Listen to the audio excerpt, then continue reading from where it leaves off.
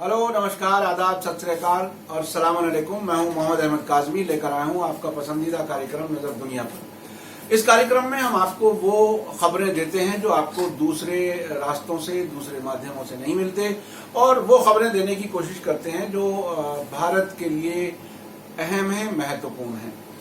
आज का कार्यक्रम काफी अहम है। भारत और पाकिस्तान के बीच लंबे वक्त के बाद एक पॉजिटिव यानी सकारात्मक खबर है।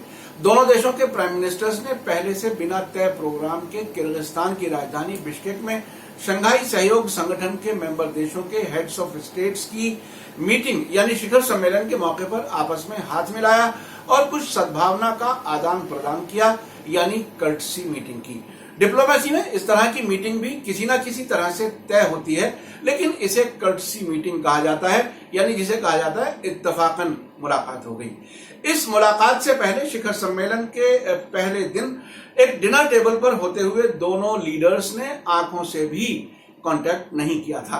खबर है कि दोनों मुल्कों के प्राइम मिनिस्टर्स के बीच इस कर्टसी मीटिंग के बाद पाकिस्तान के विदेश मंत्री शाह महमूद कुरैशी ने अपने यहाँ के जियो टीवी से बात करते हुए कहा है कि पाकिस्तान समानता के आधार पर यानी बराबरी और इक्वलिटी की बुनियाद पर और सम्मानजनक तरीके से यानी रेस्पेक्टेबल तरीके से भारत के साथ बातचीत करेगा, और ये नई दिल्ली पर डिपेंड करता है कि वो सभी बकाया मामलों को हल करने के लिए इस्लामाबाद के साथ बातचीत करे या नहीं। 19वें शंघाई कोऑपरेशन ऑर्गेनाइजेशन के शिखर सम्मेलन में शामिल होने के लिए किर्गिज राजधानी गए पाकिस्तान के विदेश मंत्री शाह महमूद कुरैशी ने पाकिस्तान के प्रधानमंत्री इमरान खान और उनके भारतीय काउंटर पार्ट नरेंद्र मोदी के बीच मल्टीलैटरल बैठक के मौके पर फ्राइडे को कर्टसी मुलाकात को कंफर्म करते हुए ये बात कही है। पाकिस्तान के फॉरेन मिनिस्टर कुरैशी ने कहा कि हाँ, बैठक हुई और हैंडशेक और सद्भावनाओं यानी प्लेजेंटरीज का आदान प्रदान हुआ। उन्होंने भारत सरकार पर चुनावी मानसिकता में रहने के लिए अपने वोट बैंक को बरकरार रखने का इल्जाम लगाया। उन्होंने कहा कि पाकिस्तान ने जो करना है वो भारत को बता दिया है। भारत में चुनाव एक्सपर्ट्स का भी कहना है कि भारतीय जनता पार्टी को लोकसभा चुनाव के दौरान पाकिस्तान के खिलाफ सख्त रवैये से उसे काफी फायदा हुआ है। शाह महमूद कुरैशी ने आगे कहा कि इसलिए भारत को फैसला लेना है। हम ना तो जल्दबाजी में हैं और ना ही परेशान हैं। जब भारत खुद को तैयार करता है तो वो हमें तैयार पाएगा, लेकिन हम समानता यानी बराबरी की बुनियाद पर सम्मानजनक और रेस्पेक्टफुल तरीके से बातचीत करेंगे। कुरैशी ने आगे कहा कि ना तो हमें किसी के पीछे भागने की जरूरत है और ना ही जिद करनी चाहिए। पाकिस्तान का नजरिया बहुत ही यथार्थवादी यानी रियलिस्टिक सोच विचार वाला है, ये उन्होंने दावा किया है। पाकिस्तान के फॉरेन मिनिस्टर ने कहा कि भारत को फैसला लेना है कि सभी बकाया मुद्दों को हल करने के लिए पाकिस्तान के साथ दो तरफा बातचीत की जाए। प्रधानमंत्रियों नरेंद्र मोदी और इमरान खान के बीच ऐसे वक्त में कर्टसी मुलाकात हुई है जबकि 2 हफ्ते पहले ही इमरान खान और शाह महमूद कुरैशी ने अपने भारतीय काउंटर पार्ट्स को अलग अलग पत्र लिखे थे, जिनमें दो तरफा बातचीत को फिर से शुरू करने पर जोर दिया गया था। आपको बताता चलूं कि जनवरी 2016 में पाकिस्तान के एक टेररिस्ट ग्रुप के जरिए भारत के पंजाब के पाकिस्तान सीमा से लगे शहर पठानकोट में एयरफोर्स के हवाई अड्डे पर किए गए हमले के बाद से दोनों देशों के बीच कोई बातचीत नहीं हुई है। भारत का कहना है कि बातचीत और टेररिज्म एक साथ नहीं चल सकते। उससे पहले भी मुंबई में 2008 में 26/11 आतंकी हमलों के बाद से ही भारत ने कॉम्प्रिहेंसिव यानी समग्र वार्ता रोक दी है।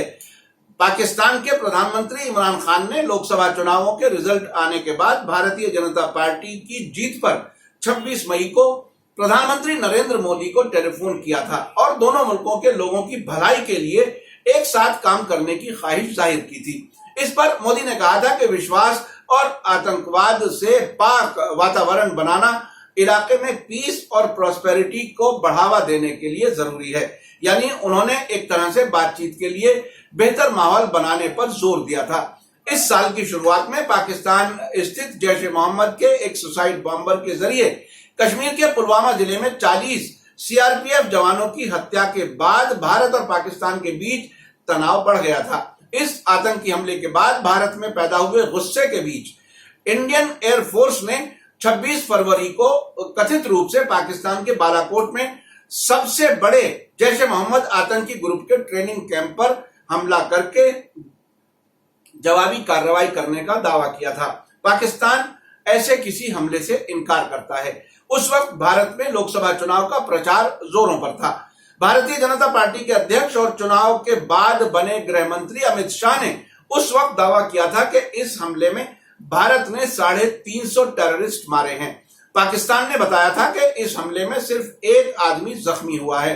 पाकिस्तान में मौजूद विदेशी पत्रकारों ने भी बालाकोट जाकर इसकी पुष्टि की थी, यानी इसे कंफर्म किया था, जो बात पाकिस्तान ने कही थी। बहरहाल बालाकोट पर भारत के हमले के अगले ही दिन पाकिस्तान वायुसेना ने जवाबी कार्रवाई की और भारत के एक MiG-21 जंगी जहाज को गिरा दिया और उसके पायलट को गिरफ्तार कर लिया था, जिसे तीसरे ही दिन पाकिस्तान ने भारत को सौंप दिया था। उस वक्त भारत ने भी पाकिस्तान के F-16 जंगी जहाज को मार गिराने का दावा किया था, जिसे बाद में पाकिस्तान और अमेरिका दोनों ने खारिज कर दिया था। अमेरिका ने तो अपने जरिए दिए गए F-16 जहाजों की गिनती करके अपने दावे की पुष्टि भी की थी, यानी उसने भी कहा था कि ऐसा F-16 नहीं गिराया गया भारत के जरिए। इसी बीच संडे को पाकिस्तान के एक बड़े अंग्रेजी अखबार डॉन ने अपने एडिटोरियल में लिखा है कि पाकिस्तान के बारे में मोदी सरकार का रुख सख्त रवैया अनुचित यानी गैर मुनासिब है, जो इस इलाके में तनाव को और बढ़ाने का कारण है। उसके मुताबिक कश्मीर पर एक अवरोधक और जिद्दी रवैया यानी रुकावट वाला रवैया और प्रोटेस्टर्स के खिलाफ ह्यूमन राइट्स वायलेशन सिर्फ समस्या को यानी इस मुश्किल को और ज्यादा उलझा रहा है, जिसके लंबे वक्त तक जारी रहने से इलाके में मुश्किलें बढ़ेंगी। अखबार ने आगे कहा है कि भारत के जरिए बातचीत से बचने, कश्मीर समस्या की अनदेखी करने और दोनों देशों के लोगों के कांटेक्ट को कमजोर करने की पॉलिसी को इंटरनेशनल लेवल पर देखा जा रहा है। डॉन के मुताबिक रुकावट जारी रखने से शायद ही किसी को कोई फायदा होगा। अखबार ने कुरैशी के बयान का जिक्र करते हुए कहा है कि भारत को सभी बकाया मुद्दों को हल करने के लिए पाकिस्तान के साथ दोतरफा बातचीत करने या ना करने का फैसला लेना है और पाकिस्तान ने बराबरी की बुनियाद पर बातचीत की मांग की है। डॉन के मुताबिक अब अगला कदम उठाने की जिम्मेदारी भारत पर है। आखिर में आपको भारत और पाकिस्तान के बीच तनाव के बारे में अपना असेसमेंट भी बताना जरूरी समझता हूं। किसी भी इलाके के देशों की खुशहाली के लिए आपसी अच्छे ताल्लुकात और शांति का होना जरूरी है, तभी खुशहाली आ सकेगी। साउथ एशिया के देश यानी भारत और पाकिस्तान नेचुरल रिसोर्सेज और ह्यूमन रिसोर्सेज यानी मानव संसाधन और जो नेचुरल रिसोर्सेज हैं उसके लिहाज से बहुत ही भरपूर है। जिस तरह से मिडिल ईस्ट को तेल से मालामाल होने की वजह से अमेरिका और दूसरे पश्चिमी देश वहां पर जंगों का कारण बने रहते हैं और वहां कोई तरक्की नहीं होने देते, इसी तरह से साउथ एशिया में भी भारत और पाकिस्तान के बीच टकराव की हालत बनाए रखना उनके फायदे में है। वे यहां की दौलत हथियार बेचकर अपनी तिजोरियों में भरते हैं। मेरा यकीन है कि हथियार बेचने वाले देशों की तरफ से टेररिस्ट्स को भी मदद होती है। इसका सबूत हमने अपनी आंखों से हाल ही के वर्षों में सीरिया और इराक में देखा है।